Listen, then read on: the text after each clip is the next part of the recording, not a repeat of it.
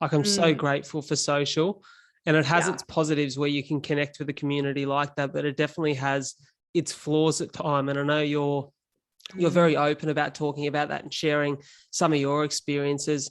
Has that been hard, to be a young person, and especially in a world where you were kind of growing with social, right? So you don't kind of have the chance to adjust to it. You're learning on the go. What was that like experiencing, I should say, not just the positives, but some of the negatives that come along with being online? Very, very crippling. If I'm being completely honest, it nearly killed me. And in my book, Wow. I talk about this in a whole chapter. When we first started to get attention from media and negative attention online, I was so reactive. I was this, young girl just trying to find my way, trying to make a difference. And people are hating on me and accusing me of things and saying certain things. And I'm not saying I'm an angel and I've never done anything wrong. Of course, I've reacted or said things or done things that I shouldn't have done, but I'm the first to admit that and say sorry. But I feel like everyone makes mistakes. When you've got a public platform, people almost put you on a pedestal and forget that you're a human being. And I know we have a sense of responsibility to be super careful about the information we spread and what we talk about. But at the same time, I always just want to remain authentic and talk about what flows naturally for me and my experience. But there was a really, really dark period. My little boy must have been like, I think 2 or 3 years old. And there was a couple of online hate pages just dedicated to me. And I'm not talking just a couple of hundred people. I'm talking tens of thousands of women.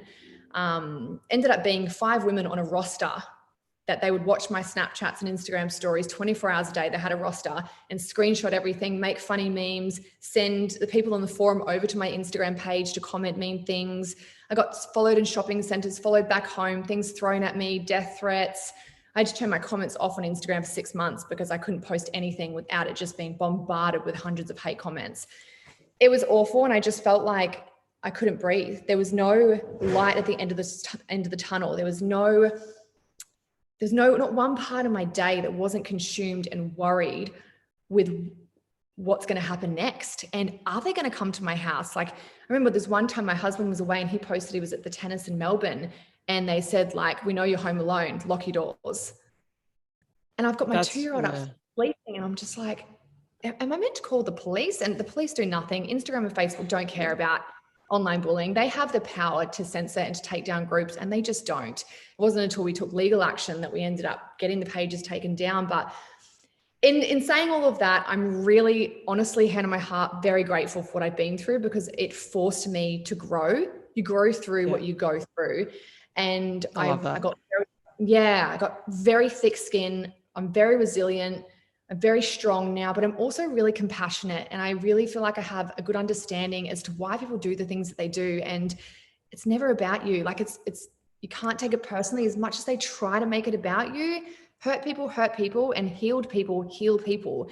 And when I see someone projecting hate in a really aggressive manner, all I see now is a very unhealed person with a lot of trauma, a lot of pain that they can't sit with that. So they just want to throw it onto someone else. And I just have so much sadness and compassion for them.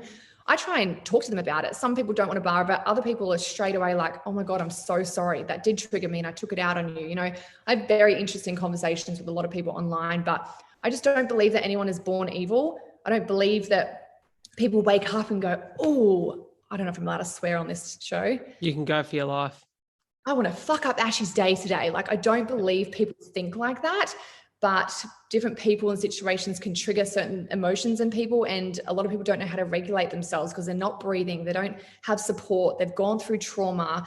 They've got past experiences. They're comparing online, scrolling too much. They don't have purpose. They don't have passion. Like, there's so many reasons why people do the things they do. And I always just try to come from a place of understanding. And that's been my biggest work throughout all of this. But in saying that, of course, there is days where I'm just like, oh, like, really? Why?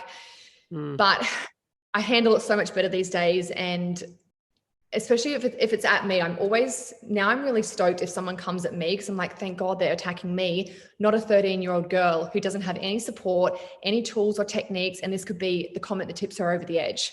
So come at me because I can handle it. So I'm grateful that it comes to me because people don't understand the power of their words in such a positive and a negative way. You can really change or damage someone's life.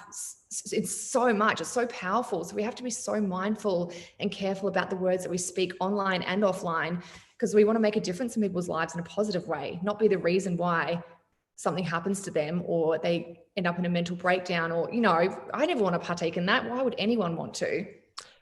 You know what? I agree with that so much. There's a few things that I take from that. The first thing is life is tough as it is.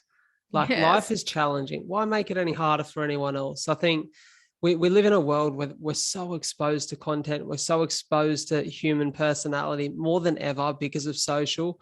And if you don't like something, you just literally don't have to comment. You don't have to message. You can, you just don't have to connect with it. It's not for you. And that's fair enough. Like, what I do isn't going to be for everyone. What you do isn't going to be for everyone either. But we should be uplifting people and